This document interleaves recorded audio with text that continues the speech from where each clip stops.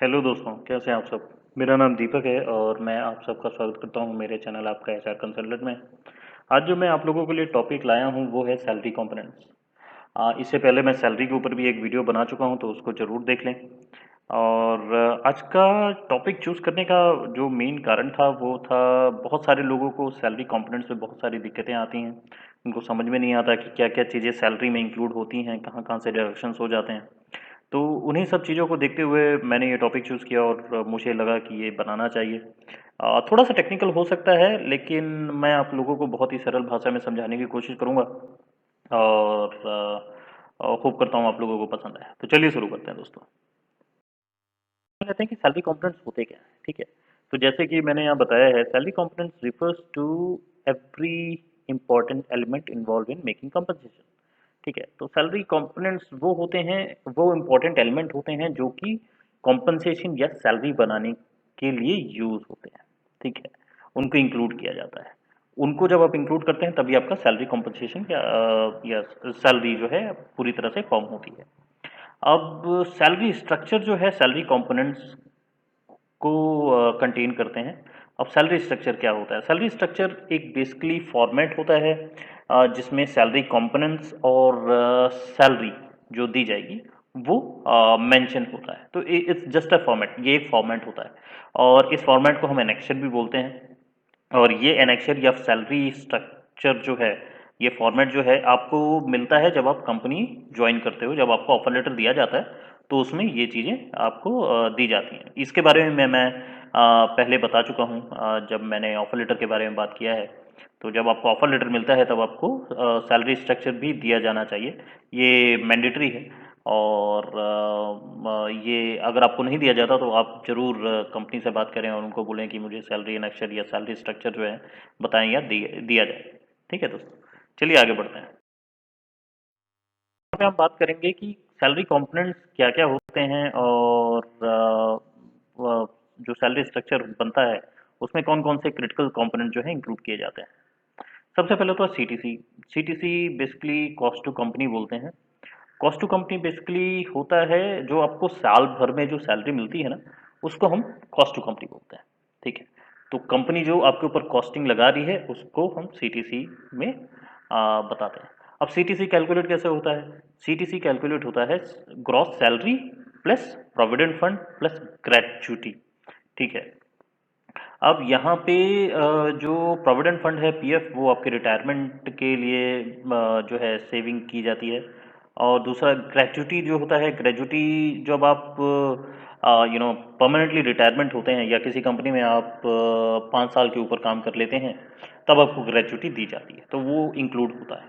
ठीक है, अब जो अगला कंपोनेंट आता है हमारे पास वो होता है बेसिक। बेसिक क्या होता है? बेसिक सीटीसी का 40 या 60% होता है। ठीक है, सिंपल सा टर्म है। सीटीसी का 40 या 60% जो है वो बेसिक में जाता है।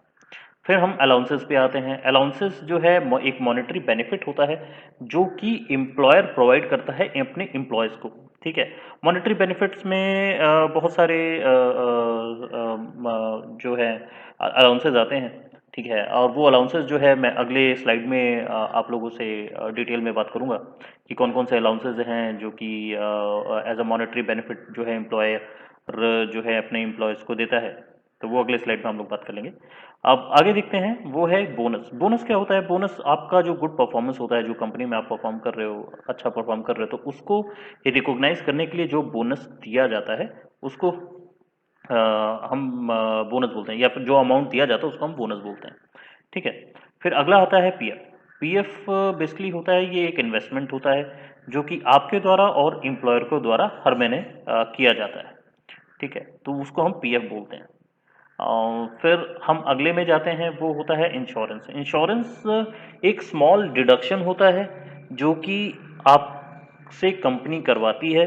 आपकी सैलरी से ये छोटा सा अमाउंट डिडक्ट होता है, लेकिन ये अमाउंट आपके हेल्थ और लाइफ इंश्योरेंस पर्पस के लिए डिडक्ट किया जाता है। ठीक है, तो ये इंश्योरेंस होता है। फिर अगला कंपोनेंट जो आता है वो है टैक्स। टैक्स जो है वो आपके टोटल साल के सीटीसी पे लगता है और ये आपको साल में एक बार फिलअप करना पड़ता है, जिसको हम टीडीएस भी बोलते हैं। टैक्स के ऊपर मैं जो है अगले वीडियो में बात कर लूँगा। इसके बारे में जो है ये थोड़ा लेंदी टॉपिक है, इसके ऊपर एक सेपरेट वीडियो बनाऊंगा मैं, ठीक है, तब हम इसके ऊपर ज़्यादा डिटेल में चर्चा करेंगे। अभी हम लोग कंपोनेंट्स पे ही पूरे बात करेंगे। फिर जो अगला आता है वो होता है ग्रॉस सैलरी। अब ग्रॉस सैलरी देखें तो ग्रॉस सैलरी बेसिकली क्या होता है, basic salary plus other allowances, ठीक है। तो बेसिक सैलरी जो होता है वो है सीटीसी, मतलब वो 40% या 60% ऑफ सीटीसी जो है बेसिक सैलरी कहलाता है। और फिर अदर अलाउंसेस, अदर अलाउंसेस जैसे मैंने बताया जो मॉनेटरी बेनिफिट एम्प्लॉय देती हैं अपने एम्प्लॉयज़ को, ठीक है, उसको हम अदर अलाउंसेस बोलते हैं। तो उन दोनों को इंक्लूड करके आपका ग्रॉस सैलरी बनता है, ठीक है। अब आगे अगर चलें तो हम देखते हैं नेट सैलरी। नेट सैलरी क्या होता है? नेट सैलरी वो सैलरी होती है जो आप घर लेके जाते हैं अपने साथ, उसको हम नेट सैलरी बोलते हैं। अब नेट सैलरी को कैसे कैलकुलेट करते हैं? नेट सैलरी में ग्रॉस सैलरी आती है। ग्रॉस सैलरी में क्या आ गया? ग्रॉस सैलरी में आपका बेसिक आ गया, आपका अलाउंस आ गया, आपका बोनस आ गया, ठीक है। ये इंक्लूड होता है ग्रॉस सैलरी में। इनको इंक्लूड करेंगे तो आपका ग्रॉस सैलरी बनता है। Minus deductions. डिडक्शंस में क्या आता है? डिडक्शंस में आपका पीएफ आ जाता है। पीएफ डिडक्शंस में गिनते हैं क्योंकि आपका भी उसमें आप भी अपना इन्वेस्ट ये इंक्लूड करते हैं, अपना अमाउंट इंक्लूड करते हैं जो कि 12% होता है आपके साइड से और 12% एम्प्लॉयर की साइड से, ठीक है। तो आपके अमाउंट आपकी सीटीसी से जो मंथली जो आपकी सैलरी आ रही है, मंथली सैलरी में से आपका 12% आपकी तरफ से इंक्लूड होता है, ठीक है। तो इसलिए भी पीएफ आपके डिडक्शंस में इंक्लूड होता है, डिडक्शंस में गिना जाता है। फिर उसके बाद होता है इंश्योरेंस, ठीक है। तो लाइफ इंश्योरेंस, हेल्थ इंश्योरेंस, जो छोटा अमाउंट डिडक्ट होता है उसको भी गिनती में लिया जाता है। और जो टैक्सेस हैं, ठीक है, टैक्सेस को भी इंक्लूड किया जाता है, ठीक है। तो ये जो डिडक्शंस हैं उनको और ग्रॉस सैलरी, ठीक है। तो ग्रॉस सैलरी से डिडक्शंस को जब आप माइनस करेंगे तो आपका नेट सैलरी आता है, ठीक है दोस्तों। तो ये थे क्रिटिकल कंपोनेंट्स जो हमने बात की। अब आगे जानते हैं कि अलाउंसेस में क्या क्या चीज़ें इंक्लूड होती हैं। अलाउंसेस में हमारे पास 5 चीज़ें होती हैं बेसिकली। सबसे पहले होता है हाउस हाउस रेंट अलाउंस, जो कि इंक्लूड किया जाता है अलाउंस में। फिर दूसरा होता है डियरनेस अलाउंस, जिसको डीए बोलते हैं। तीसरा होता है लीव ट्रैवल अलाउंस, जिसको हम एलटीए बोलते हैं। चौथा होता है ट्रांसपोर्टेशन अलाउंस। और उसके बाद होता है ओवर टाइम अलाउंस। तो ये कुछ इंपॉर्टेंट अलाउंसेस हैं जो कि इंक्लूड किए जाते हैं। सबसे इम्पोर्टेंट जो अलाउंसेस हैं इसमें एचआरए होता है, डीए होता है, एलटीए होता है और ट्रांसपोर्टेशन अलाउंसेस होते हैं। ओवर टाइम किसी किसी कंपनी में होता है, किसी किसी कंपनी में नहीं होता है। अधिकतर ओवर टाइम अलाउंस जो है आपको फैक्ट्रीज में देखने को मिलता है, आपको ये कॉर्पोरेट्स में देखने में बहुत कम आता है, ठीक है। वो कंपनी को भी डिपेंड करता है कि अगर वो ओवर टाइम अलाउंस देना चाहते हैं कि नहीं देना चाहते हैं, या कई की कंपनी में नाइट शिफ्ट अलाउंस भी होता है, ठीक है। तो ये कुछ अलाउंसेस होते हैं जिसको हम इंक्लूड करते हैं दोस्तों। तो दोस्तों आज का वीडियो, और आशा करता हूँ कि आप लोगों को मेरा ये वीडियो पसंद आया हो। मैंने काफ़ी सरल भाषा में आप लोगों को बताने की कोशिश की है कि सैलरी कंपोनेंट्स क्या होते हैं और इनके बेसिस पे सैलरी कैसे बनती है, और किस हिसाब से आपकी सैलरी में जो डिडक्शंस होते हैं क्या होते हैं, और कैसे डिडक्शंस होते हैं, और आपकी नेट सैलरी किस हिसाब से बनती है, ठीक है। तो होप करता हूँ आपको वीडियो पसंद आया हो दोस्तों।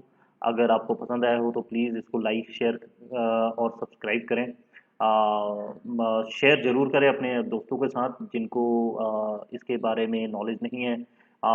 मैं ये मानता हूँ दोस्तों कि जब आप किसी कंपनी में ज्वाइन करते हैं तो आप लोगों को इन सब चीज़ों के बारे में थोड़ा ज्ञान होना बहुत ज़रूरी है।